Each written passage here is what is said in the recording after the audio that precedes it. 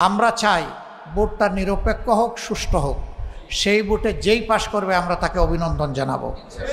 কিন্তু আমরা 3 বার ভোট দিতে পারি নাই। এবার 4র্থবার কেউ যদি আমাদের ভোট ডাকাতি করতে আসে, আমাদেরকে তৈরি থাকতে হবে ওই ডাকাতের হাত ভেঙে দেওয়ার, যেন দুঃসাহস না করে আমার ভোটে হাত দেওয়ার। তার ভোট সে দিবে, আমার ভোটটা আমি দেব। তার পছন্দ মতো সে তার প্রার্থীকে ভোট দেবে, আমার পছন্দ মতো আমি আমার প্রার্থীকে ভোট দেব। এরপরে জনগণের ভোটে যে নির্বাচিত হবে সে আবার আমাদের সবার নেতা, সবার দায়িত্বশীল, সবার চকিদার, সবার পাহারাদার। আমরা কি করব যদি আল্লাহ তাআলা আমাদেরকে এই জাতির খেদমতের বা সেবা করার সুযোগ দেন? আমাদের 1 নম্বর দায়িত্ব হবে এই দেশের ভাঙ্গাচোরা, কোমর ভাঙ্গা শিক্ষা ব্যবস্থাকে ঠিক করা। এটা যেদিন ঠিক হবে, শিক্ষিত মানুষগুলা বের হয়ে আসবে। সে তার মা বাবা, তার সম্মানিত শিক্ষকবৃন্দ, সমাজের যারা মুরব্বিয়ানে কেরাম, তাদেরকে অবশ্যই সে সম্মান করবে। প্রত্যেকটা সমবয়সী এবং যারা তার অনুজ, তাদেরকে সে স্নেহ করবে। প্রত্যেকটা মানুষের ব্যাপারে তার মাঝে অ্যাকাউন্টেবিলিটি বা দায়বোধ থাকবে। সে চিন্তা করবে এই যে বিশ্ববিদ্যালয় পর্যন্ত আমি লেখাপড়া করেছি, কলেজ পর্যন্ত লেখাপড়া করেছি, স্কুল পর্যন্ত লেখাপড়া করেছি, আল্লাহ যাকে যতটুকু মেধা দিয়েছেন, সে চিন্তা করবে আমার শিক্ষা প্রতিষ্ঠানের দেয়ালের প্রত্যেকটি ইট, বালু, নুড়ি, পাথর, পানি, মিস্ত্রির হাত, রড এবং সিমেন্ট, এগুলোর সাথে এই দেশের মানুষের অবদান জড়িত রয়েছে। সে বিশ্বাস করবে রাস্তায় যে আমার ভাই কিংবা বোন, আমার মা কিংবা পিতা অভাবের তাড়নায় যে ভিক্ষা করে, তারও অনুদান এখানে আছে। কারণ সারাদিন সেও মানুষের কাছে ভিক্ষা চায়, সন্ধ্যার বেলা তার পেটের চাহিদা পূরণ করার জন্য দোকানে যায়। ওখানে গিয়ে সে যে জিনিসগুলো কিনে, আপনার আমার মতো তাকেও কিন্তু বেড দিতে হয়, ভ্যালু অ্যাডেড ট্যাক্স। ট্যাক্স তো সেও দিচ্ছে। দেশের সকল উন্নয়ন, সকল কর্মকাণ্ড পরিচালিত হয় 2টা হাত থেকে। একটা হলো ভ্যাট বা ট্যাক্স বা কর, আরেকটা হচ্ছে বৈদেশিক ঋণ। তো বৈদেশিক ঋণে কি শুধু বলা হয়েছে যে এটা শুধু ধনীদের উপরে বর্তাবে? প্রত্যেকটা মানুষের উপরেই ঋণের বোঝা সমানভাবে ডিস্ট্রিবিউট হয়ে যাবে। এমনকি আজকে যে দুধের শিশুটা জন্ম নিয়েছে, জন্ম নেওয়ার সাথে সাথে তার গাড়েও কিছু ঋণ চলে আসবে। অতএব এদেশের প্রত্যেকটা মানুষের অবদান হয়েছে আজকে আমার মানুষ হয়ে ওঠার পিছনে। আমি যেন এই মানুষগুলার ঋণ পরিশোধ করতে পারি, আমরা সেই শিক্ষাটাই মানুষের অন্তরে দেওয়ার চেষ্টা করব ইনশাআল্লাহ। তাহলে কোনো শিক্ষিত মানুষের দ্বারা কোনো সাধারণ মানুষের সম্পদ আর লুটপাট হবে না, নয়ছয় হবে না, তছনছ হবে না। দেশের সম্পদ লুট করে লন্ডার করা হবে না, এটাকে দেশের বাইরে পাচার করা হবে না, বিভিন্ন জায়গায় বেগমপাড়া গড়ে তোলা হবে না। বরঞ্চ দেশের সম্পদ দেশে থাকবে এবং এইভাবে দেশের সম্পদ যখন দেশের মাঝে আবর্তিত হবে, তখন সমাজের উন্নয়নের গতিও বেড়ে যাবে। এখান থেকে সমস্ত মানুষ উপকৃত হবে। এখানে ব্যবধানটা এমন হবে না যে একজন 20 তলায় আর আরেকজন নিচতলায়, গাছতলায়, এমন হবে না। বরঞ্চ ব্যবধান কমে আসবে। প্রত্যেকটি মানুষ সম্মানের সাথে বসবাস করবে। প্রশ্ন করবেন, তাইলে এই দেশে কি কোনো গরিব ফকির থাকবে না? না, থাকবে না।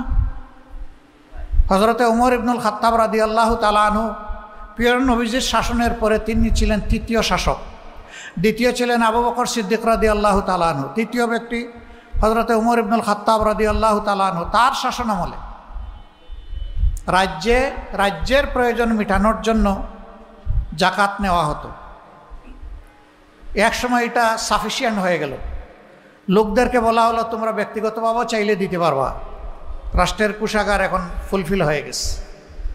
এক ভদ্রলোক তার জাকাতের টাকা নিয়ে বের হয়েছেন। মরুভূমির দেশ, দীর্ঘ মরুভূমি পার দিয়ে ক্লান্ত হয়ে তিনি গাছের ছায়া দুপুরবেলা আশ্রয় নিচ্ছেন, ঘুমায় পড়ছেন। সেখানে তখন কেউ ছিল না। উটটি রশি দিয়ে শক্ত করে গাছের সাথে বেঁধে তিনি ঘুমায় পড়ছেন। মাথার নিচে জাকাতের টাকার পুটলা। ঘুম থেকে উঠে দেখেন তার পাশে আরেকজন ঘুমাচ্ছে। সেই লোকটা ধূসর ময়লা কাপড় নিয়ে ঘুমাচ্ছে, হালকা একটা বালিশে মাথা রেখে। তার অন্তর খুশিতে উজ্জ্বল হয়ে উঠল, ফুলে উঠল যে এতক্ষণে ঠিকানা পেয়ে গেছি, এখন ভার মুক্ত হতে পারবো। নিশ্চয়ই এই লোকটা অভাবী, তার চেহারা দেখে মনে হচ্ছে জাকাতের টাকা তাকে দিয়ে আমি মুক্তি পেয়ে যাব। তিনি বসে বসে অপেক্ষা করছেন। লোকটার যখন ঘুম ভাঙলো, সালাম দিলেন, সে লোক বলল, আপনি? বললেন যে আমি আপনার মতোই আল্লাহর এক বান্দা, আল্লাহ বোধহয় আপনাকে আমার জন্য ফেরেশতা হিসাবে পাঠিয়েছেন। বুঝলাম না আপনি কি বলতেছেন। কয় ভাই, আমি কিছু জাকাতের অর্থ নিয়ে কয়েকদিন ধরে ঘুরছি, কিন্তু কোনো ঠিকানা খুঁজে পাচ্ছি না, কারে দিব, কে নিবে, যারে বলি হেই নেয় না। এখন আপনাকে দেখে মনে হয়েছে আপনার হয়তো বা কিছু প্রয়োজন আছে, আল্লাহ এইভাবে আপনাকে দিয়ে আমাকে সাহায্য করছেন, আমাকে মুক্ত করবেন। কয় ভাই, আপনার যে দশা আমারটা আরও খারাপ, আমি তো 15 দিন ধরে ঘুরতেছি, এই জন্য আমার চেহারার এই অবস্থা, আমার পুটলায়ও জাকাতের টাকা। That was the scenario. কেন হয়েছিল? সেখানে সমাজে ন্যায় বিচার কায়েম হয়েছিল। ন্যায় বিচার কায়েম হওয়ার কারণে প্রত্যেকটা মানুষ তার অধিকার না চাইতেই পেয়েছিল। এইভাবে একটা সমৃদ্ধ সমাজ গড়ে উঠেছিল, যেই সমাজে যে যতটুকু সম্পদের মালিক ততটুকু নিয়ে সে সন্তুষ্ট ছিল, আরেকজনের সম্পদের দিকে সে দৃষ্টি দেয়নি। আমাদের আফসোস, আমি সবার কথা বলছি না, কিন্তু সাধারণ মানুষ, সমাজের অতি সাধারণ মানুষ সমাজের বড় ক্ষতি করে না ভাই। এমনকি সিসকাচুর যারা, তারাও কোনো বড় ক্ষতি করে না, ডাকাতরাও অত বড় ক্ষতি করে না। যত বড় ক্ষতি হয় একজন শিক্ষিত মানুষের দ্বারা। সকল শিক্ষিত মানুষ না, কিছু শিক্ষিত মানুষের দ্বারা, তাদের কলমের কুচায় জাতির কপাল এদিক থেকে ওদিকে ঢলে পড়ে। কেন? এটা ওই যে শিক্ষা ব্যবস্থা দুষ্ট হওয়ার কারণে। আমরা এমন শিক্ষা আমাদের সন্তানদের হাতে তুলে দিতে চাই, যেই শিক্ষায় তারা একদিকে মানবিক মানুষ হিসেবে গড়ে উঠবে, আর একদিকে দুনিয়ার সর্বোচ্চ একজন স্কিল দক্ষ মানুষ হিসাবে সে গড়ে উঠবে। সুতরাং শিক্ষা নিয়ে সে বেকার থাকবে না ইনশাআল্লাহ। আমাদের দ্বিতীয় এজেন্ডা, দেশটা দুর্নীতিতে ভরে গেছে। আমার ইচ্ছা হয় মাঝে মাঝে গাড়ি থেকে নেমে আমি আমার দোকানি ভাইদেরকে জিজ্ঞেস করি যে আমাদের দলের কেউ এখানে আপনাদের কাছে চাঁদা চাইতে আসে কিনা। আমি দোকানের ভিতরে আড়ালে নিয়ে জিজ্ঞেস করি, আমাকে কানে কানে বলেন, কেউ শুনবে না।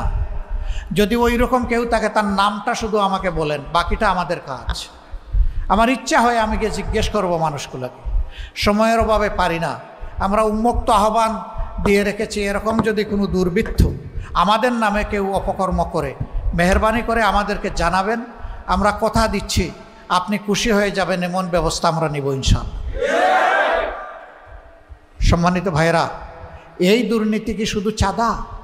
এই দুর্নীতি রাষ্ট্রের সকল পর্যায়ে।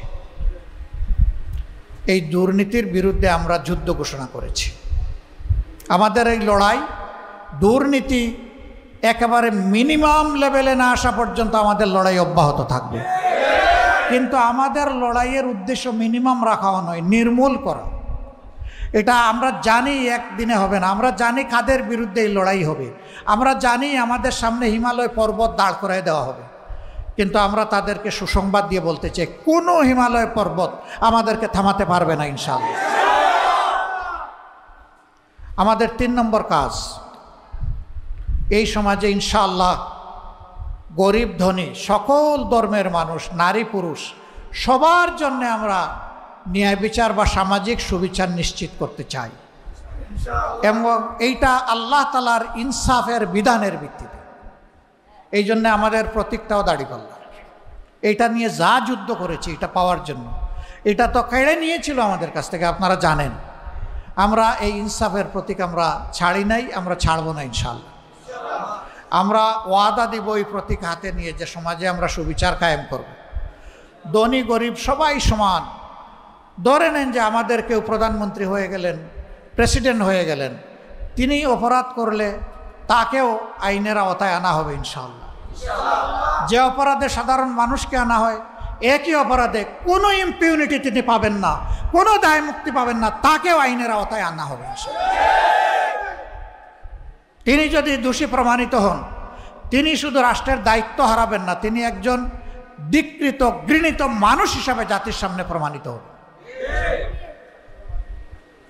এই যখন ন্যায় বিচারের ভিত্তি থাকবে, তখন অন্যায় করা কারো পক্ষে অত সহজ হবে না। আমরা এই ন্যায় বিচারটা সবার জন্য নিশ্চিত করার পক্ষে। আল্লাহ যেন তৌফিক দান করে। আমাদের 4র্থ কমিটমেন্ট, আমরা আল্লাহ ছাড়া কারো কাছে মাথা নত করব না। দুনিয়ার সকল সভ্য দেশের সাথে আমাদের আন্তরিক সম্পর্ক থাকবে, আমাদের বন্ধুত্বপূর্ণ সম্পর্ক থাকবে, কিন্তু সেটা হবে পারস্পরিক শ্রদ্ধা এবং সমতার ভিত্তিতে। আমরা কারো আধিপত্য আমরা মেনে নিব না, কোনো হেজিমনি আমরা স্বীকার করব না। এখানে আধিপত্য একমাত্র আল্লাহ রাব্বুল আলামিনের, যিনি আহকামুল হাকিমিন, তার ছাড়া আমরা কারো আধিপত্য মানব না। বাংলাদেশকে অতীতে যারাই যা করেছেন ফরগেট অ্যাবাউট, কিন্তু আগামীর দিন ইনশাআল্লাহ বাংলাদেশ হবে আধিপত্যবাদ মুক্ত ইনশাআল্লাহ। আমাদের চতুর্থ বিষয়, একটা দেশ যখন চলে তার একটা অর্থনীতি থাকতে হয়। সেই অর্থনীতিতে ব্যাংক, বিমা সেক্টর, কর্পোরেশন অনেক কিছু থাকবে, তার পাশাপাশি মিল, ফ্যাক্টরি, বিজনেস, ইন্ডাস্ট্রি থাকবে। এই খাতে এখন কোনো শৃঙ্খলা নেই, শুধু লুটপাট আর অনিয়ম। এই খাতে ইনশাআল্লাহ আমরা শৃঙ্খলা ফিরিয়ে আনব। আমরা বিনিয়োগকারীদের জন্য এমন পরিবেশ দিব, কোনো জালিম গিয়ে তাদেরকে থ্রেট দেওয়ার সুযোগ পাবে না, গিয়ে চাঁদা চাওয়ার দুঃসাহস দেখাবে না। যদি সে দেখায় তার হাত অবশ করে দেওয়া হবে ইনশাআল্লাহ। সবাই ক্ষুদ্র দোকানি থেকে, মুদির দোকানি থেকে শুরু করে বৃহৎ শিল্প কারখানার মালিক যারা হবেন, তারা সম্মান এবং নিরাপত্তার সাথে তারা তাদের ব্যবসা পরিচালনা করবে। বিদেশিরা যারা এই দেশে বিনিয়োগ করতে আসবে তাদেরকেও সেই একই সম্মান এবং একই নিরাপত্তা বিধান করা হবে ইনশাআল্লাহ। কারণ এখন বিশ্বে চলতে হলে পরস্পরের সহযোগিতা লাগবেই। আমাদের দেশ ছোট, মানুষ প্রচুর। এই দেশটা উৎপাদনের জন্য খুবই উর্বর একটা জায়গা, উপযুক্ত একটা জায়গা। শুধুমাত্র দুষ্ট রাজনীতির কারণে বিদেশ থেকে মানুষগুলো এখানে এসে বিনিয়োগ করার সাহস পায় না। আমরা এই দুষ্ট রাজনীতির পুরা চরকা ঘুরিয়ে দিতে চাই ইনশাআল্লাহ। এইভাবে একটা স্বচ্ছ সমাজ কায়েম করা আমাদের অঙ্গীকার। আর অনেকগুলো অঙ্গীকার আমাদের আছে।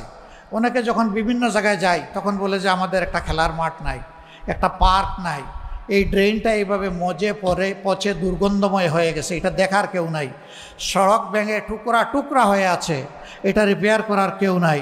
আপনারা মেহরবানি করে একটু দেখবেন। কিসের মেহরবানি রে ভাই? আপনার মূল্যবান ভোটের আমানত যে নিবে, যে কবুল করবে, এটা মেহরবানির ব্যাপার নয়, এটা তার চৌকিদারের ব্যাপার। এ দায়িত্ব তাকে পালন করতে হবে। এই দায়িত্ব পালন করার মানসিকতা যার নাই, জনগণের ভোট চাওয়ার অধিকার তার নাই। মেহরবানি কেন?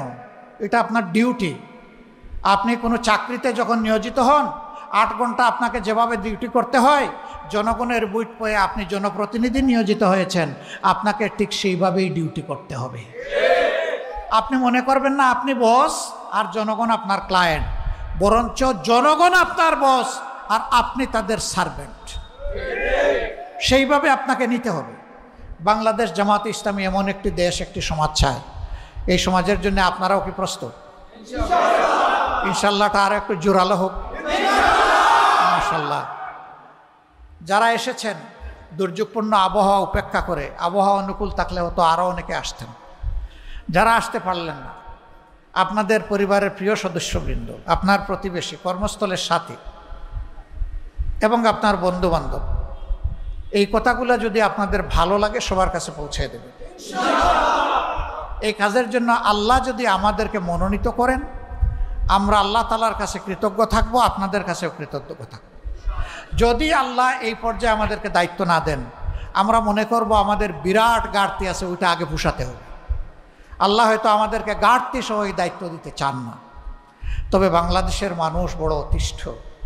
যেখানে যাই একটা কথাই বলে, শুধু বুটটা দেওয়ার ব্যবস্থা করেন, বাকিটা আমাদের দায়িত্ব। এই বুটের সেন্টারগুলা শক্তভাবে গার্ড দিতে হবে।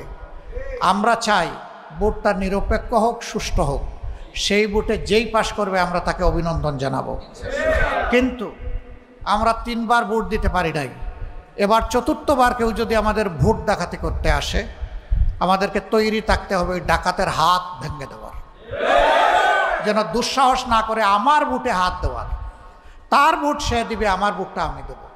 তার পছন্দ মতো সে তার প্রার্থীকে ভোট দেবে, আমার পছন্দ মতো আমি আমার প্রার্থীকে ভোট দেব। এরপরে জনগণের ভোটে যে নির্বাচিত হবে সে আবার আমাদের সবার নেতা, সবার দায়িত্বশীল, সবার চকিদার, সবার পাহারাদার। এর বাইরে আমরা কোনো কিছু মানব না। এই শক্তি ওই শক্তির হুমকি ধমকি এগুলো ভাই আমরা পরোয়া করি না। কারণ আমরা পরোয়া করি আল্লাহ তাআলাকে। আমাদের নেতৃবৃন্দ ফাঁসির রশিতে গিয়েছেন, কিন্তু মুখের হাসি দূর হয় নাই, হাসতে হাসতে গিয়েছেন।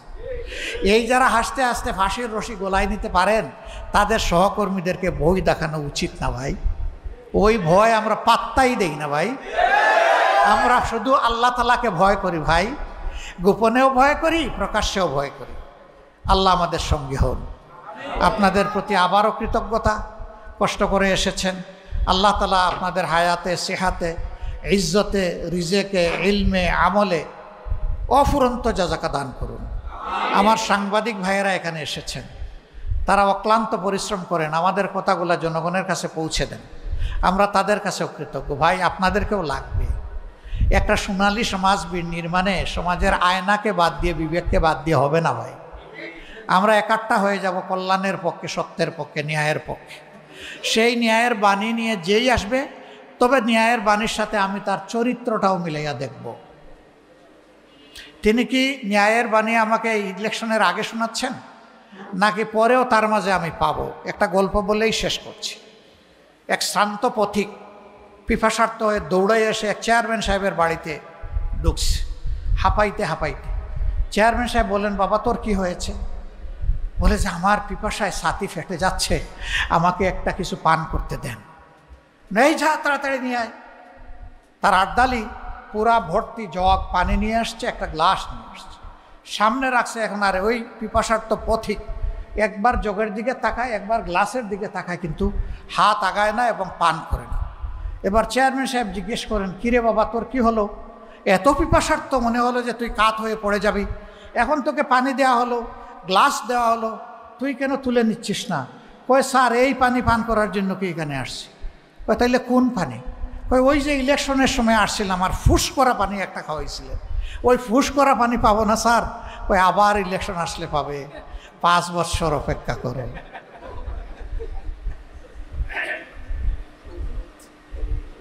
আমরা ওই ফুস করা পানি এখনো খেতে চাই না, তখনও খেতে চাই না।